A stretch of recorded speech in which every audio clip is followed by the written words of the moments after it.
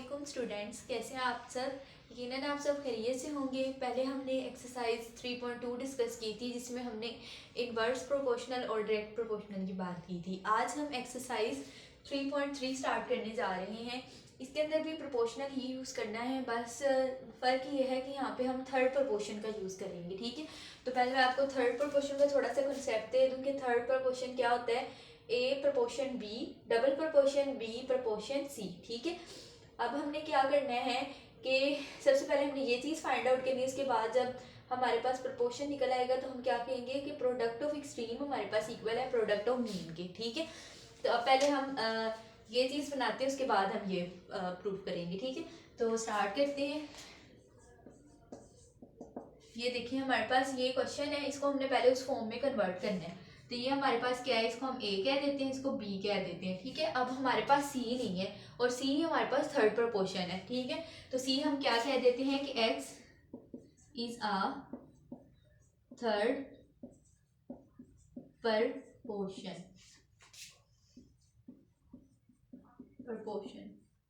ठीक है, एक्स हमारे पास थर्ड प्रपोर्शन आ गया।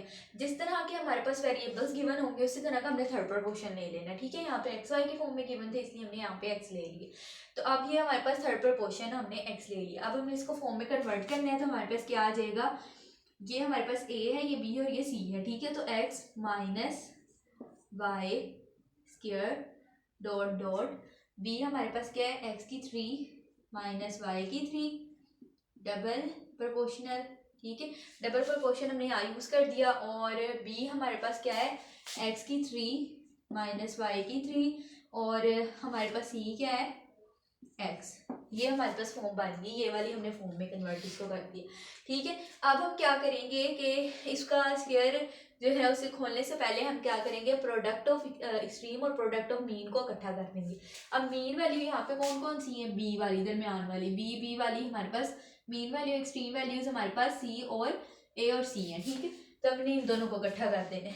तो इस तरह आ जाएगा एक्स माइनस वाई का स्क्वायर इक्वल टू एक्स की 3 माइनस वाई की 3 और एक्स की 3 माइनस वाई की 3।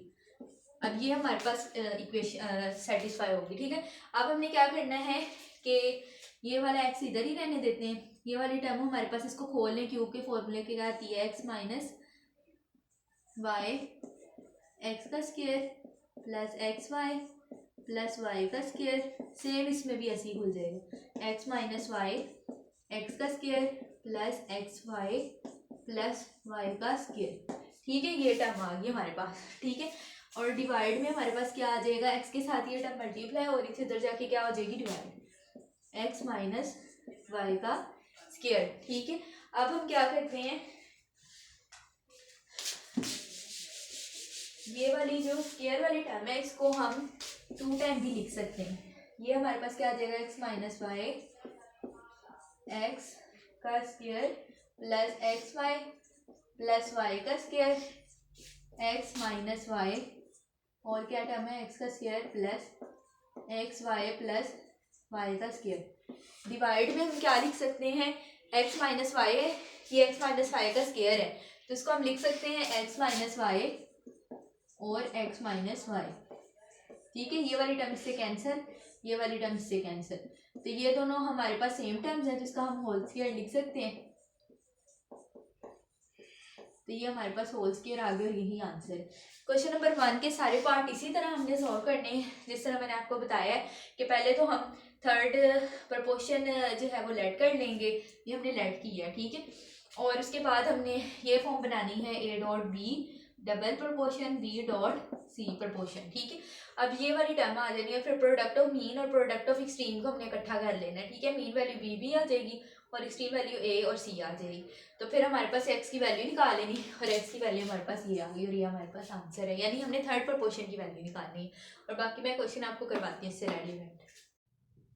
जी स्टूडेंट्स, क्वेश्चन नंबर 1 मैंने आपको सॉल्व करवाया था और उसके पार्ट्स भी बिल्कुल वैसे ही हैं जैसे मैंने आपको फर्स्ट पार्ट करवाया था। ठीक है, अब क्वेश्चन नंबर 2 का हम 5 पार्ट करने जा रहे हैं। क्वेश्चन नंबर 2 में हमारे पास क्या है, एक नई चीज़ आई है, फोर्थ प्रपोर्शन। पहले हमने फाइंड जो किया था वो हमने किया था थर्ड प्रपोर्शन। अब फोर्थ प्रपोर्शन क्या है, ठीक है, तो आपने कंफ्यूज नहीं होना, बिल्कुल वैसे ही है। इसके अंदर क्या है कि यहाँ पे हमारे पास A dot B double proportion B dot C की जगह जो है वो हमारे पास क्या है, 1 2 3 टर्म्स है हमारे पास, तो A dot B dot C और एक और प्रपोर्शन आ जाएगा वो हमारे पास क्या है, डी, ठीक है।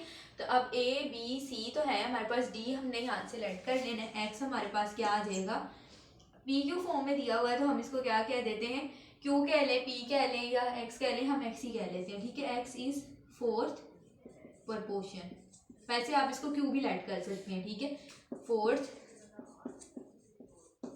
प्रपोर्शन, ठीक है, ये हो गया। अब हमने क्या करना है, इसको इस फॉर्म में कन्वर्ट करना है, X dot dot P three plus Q three dot dot P square minus Q square proportion Q minus P Q plus Q two, ठीक है।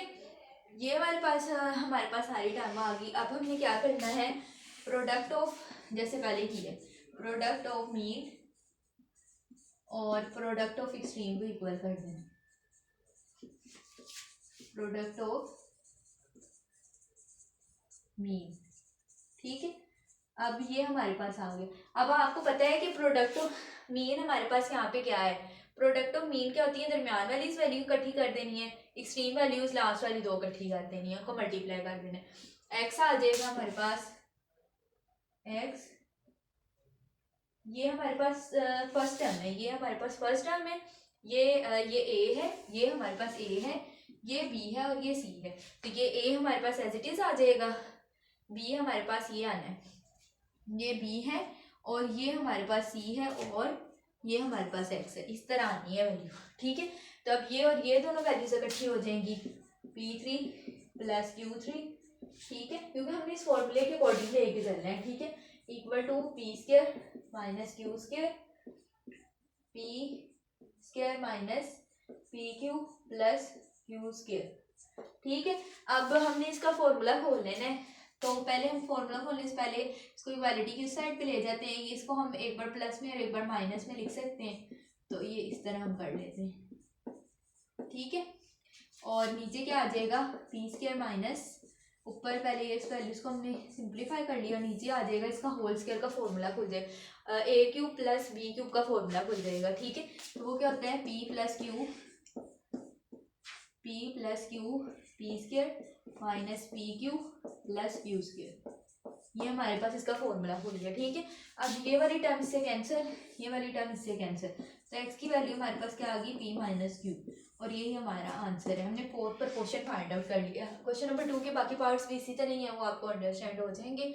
अब क्वेश्चन नंबर 4 में आपको करवाती हूँ ताकि आपको अंडरस्टैंडिंग हो जाए बाकी क्वेश्चन। जी स्टूडेंट, हमने क्वेश्चन नंबर 2 डिस्कस किया था, अब 4 डिस्कस करने जा रहे हैं। 3 भी बिल्कुल वैसे ही है 2 की तरह ही, बस उसके अंदर मीन वैल्यूज़ हमने दरमियान वाली वैल्यूज़ जो है ना वो लेके चलनी है, ठीक है। इस क्वेश्चन में भी 4 वाले में भी आपको थर्ड की अंडरस्टैंडिंग हो जाएगी, ठीक है। तो अब हम इस क्वेश्चन को स्टार्ट करते हैं।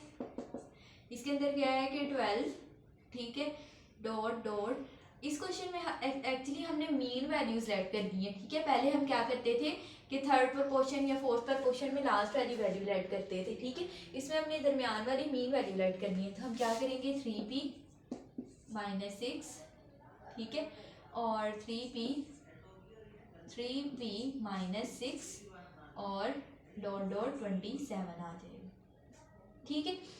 ये वैल्यू जो है ना ये हमारे पास थोड़ी थोड़ी इस तरह की है जैसे हमने क्वेश्चन नंबर 1 किया था, 3p माइनस 6 डॉट डॉट 27, ठीक है। ये हमने जैसे क्वेश्चन नंबर 1 किया था सेम वैसे ही है, जैसे ये a dot dot b double dot b dot dot c, इस तरह की है ये फॉर्म, ठीक है। तो अब हम क्या करेंगे कि पहले हम प्रोडक्ट ऑफ एक्सट्रीम लिखते थे, अब इस क्वेश्चन में प्रोडक्ट ऑफ मीन पहले लिखेंगे, प्रोडक्ट ऑफ एक्सट्रीम, ठीक है।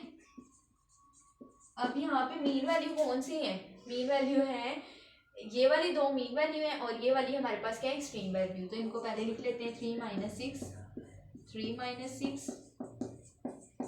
27 मल्टीप्लाई 12, तो 27 को हमने मल्टीप्लाई करना है 12 के साथ, तो वो क्या आएगा एक मिनट, 27 मल्टीप्लाई 12, 3 2 4 इक्वल टू, इनको मल्टीप्लाई कर लेते हैं तो क्या आएगा 9 P square minus 3 6 18 P minus 18 P, और ये आ जाएगा प्लस 36।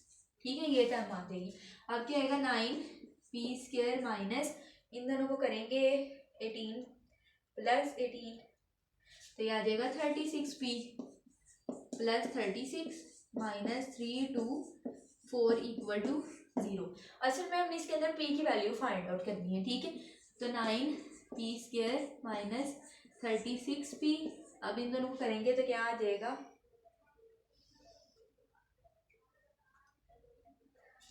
-288। ठीक है, अब यहाँ से हम इस वैल्यू को फैक्टराइज कर सकते हैं, तो हम इसको फैक्टराइज करते हैं तो ये आ जाएगा 9 P square minus 36 P minus 288 है ना। तो पहले तो हम इसको क्या कर देते हैं 9 से डिवाइड कर देते हैं ताकि थोड़ी और सिंप्लीफाई फॉर्म आ जाए इसकी। ठीक है, तो ये क्या आ जाएगा पी स्क्वायर माइनस इसको डिवाइड करेंगे 4p आ जाएगा यहाँ पे, और माइनस 9 को इस पर डिवाइड करेंगे तो हमारे पास आ जाएगा 32। ठीक है, अब P square minus 8p plus 4p, अगर इन दोनों को आपस में मल्टीप्लाई करें तब भी 32 आता है और सब्ट्रैक्ट करें तो -4p आता है। ठीक है, इधर से हमने क्या कर लेना, p कॉमन ले लेना, p -8, यहाँ से हमने +4 कॉमन ले लिया तो p -8 आ जाएगा।